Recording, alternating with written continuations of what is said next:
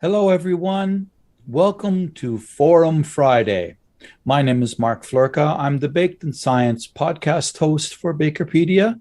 And Forum Friday is when Dr. Lynn and I talk about what's going on in the forums on Facebook and the conversations that are happening to give you a little bit of an update. Well, Dr. Lynn is on a much needed break today. Things have just been going leaps and bounds. So I am kind of flying solo, as they say. And we have lots of activity going on the Facebook forum that is the Baking Industry Professionals group on Facebook. So if you'd like to join us, please look for the Baking Industry Professionals group on Facebook. We also have a similar group, same name, on LinkedIn as well.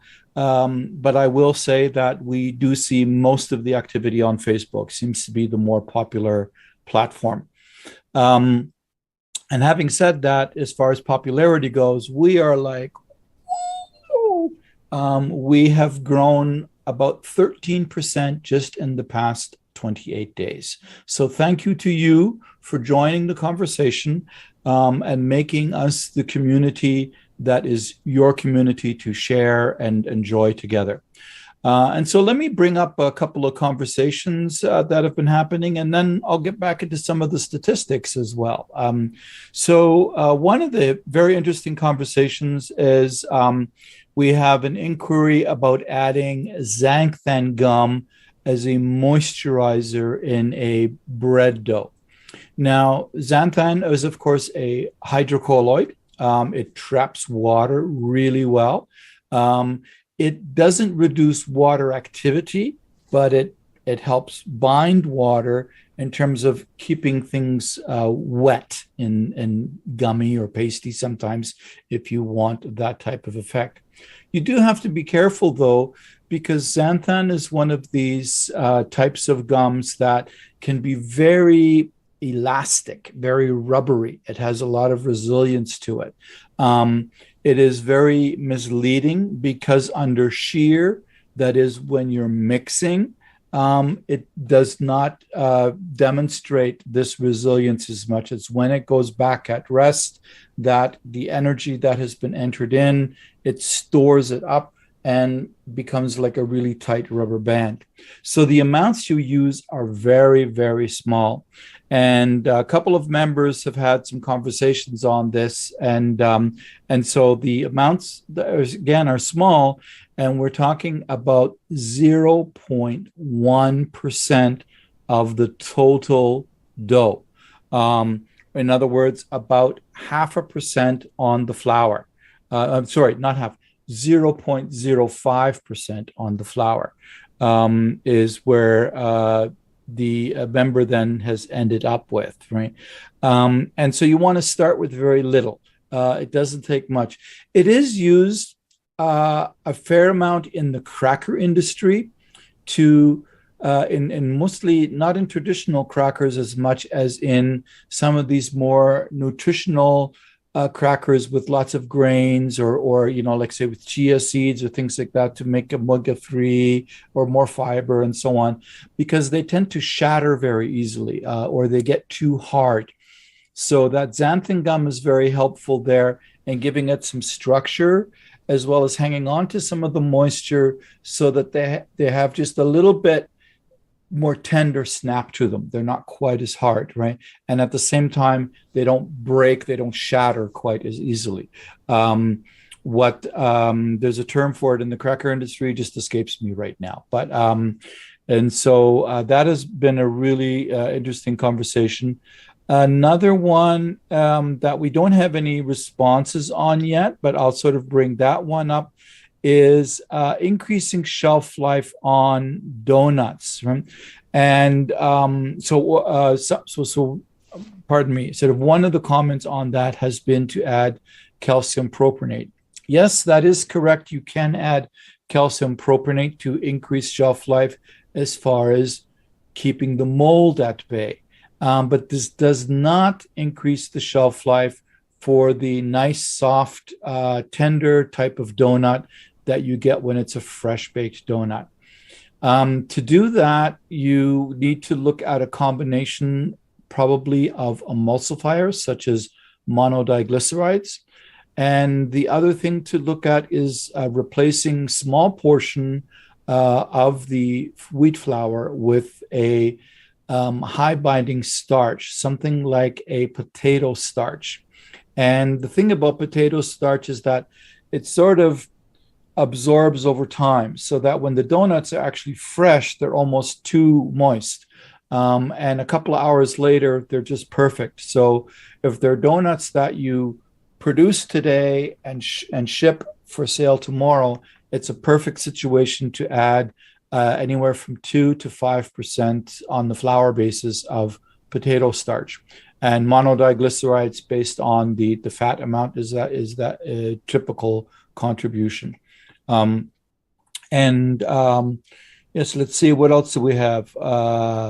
There's of course also we are sharing our new BAKERin team. So our Baker influencer team, there's a new video is just launched on social media, and that way you can get to meet all of us Baker influencers if you want to check that out. And let me see. One more thing is, oh yes, we've had a lot of conversations about vegan or no egg based egg washes, or washes or glazes for baking, for whether it be for breads or croissants or things like that. And so there is a very popular glaze that is made by a company called Puratos. It's called Sunset Glaze, and it is based on a pea protein. And so there is a member who is looking for a substitute because they're having difficulty getting it in their region. So there's, if you know of places that you can get that, it looks like it might be in India. I'm not sure. And or if you have solutions to make that type of a glaze, then perhaps you can share that in the baking industry professionals group. That's where we're all trying to share again amongst each other.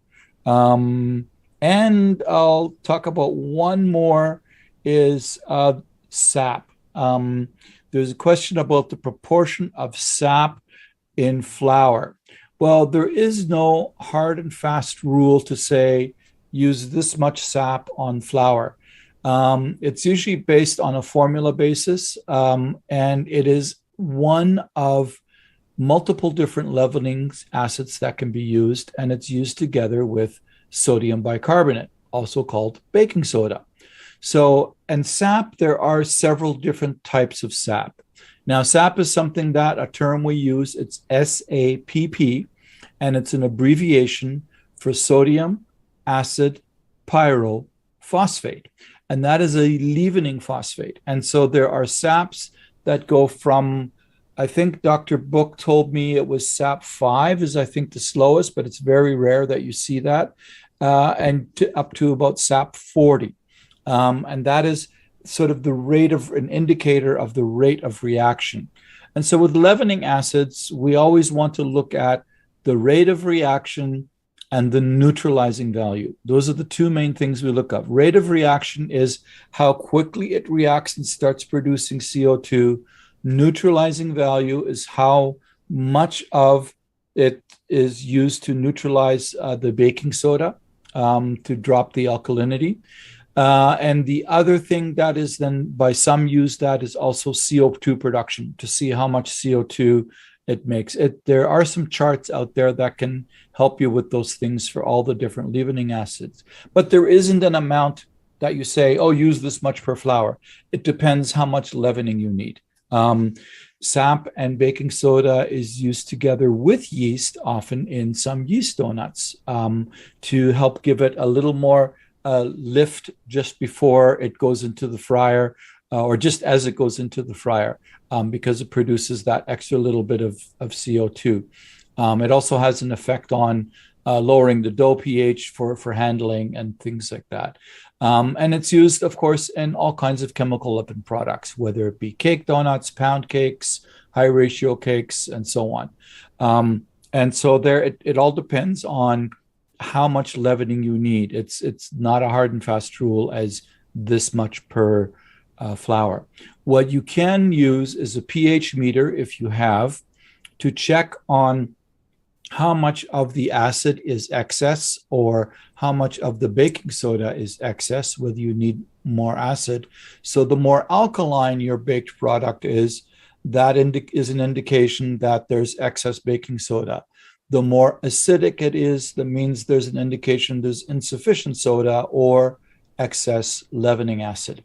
There are quick indicator solutions for this. They're not as precise as a pH meter, but they will give you a range. When it's balanced at around 5 pH, it's orange.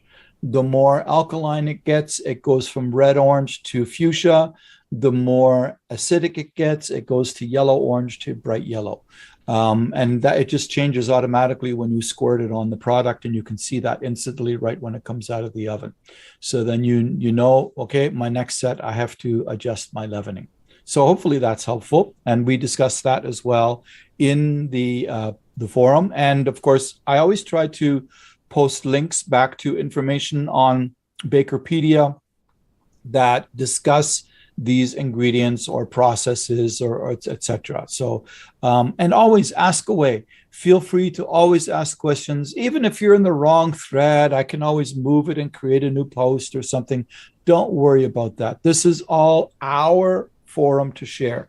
And so we want to share together, and please always be kind and courteous is most important.